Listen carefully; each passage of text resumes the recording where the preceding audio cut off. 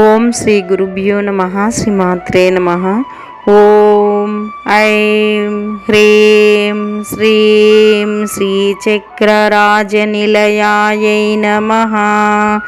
సమస్త బ్రహ్మాండముల స్వరూపము, శక్తివంతము, మహాయంత్రరాజ్యమైన శ్రీచక్రయంత్రములో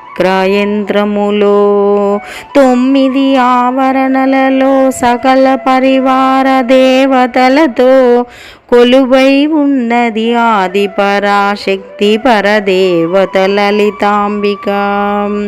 9 ఆవరణలు కలిగిన శ్రీయంత్రములో ప్రతి ఆవరణకు అది దేవత యోగినిలలో కూడి మొత్తము 64 కోటి యోగిని గణములచే సేవించబడుతున్నది లలిత పరమేశ్వరి.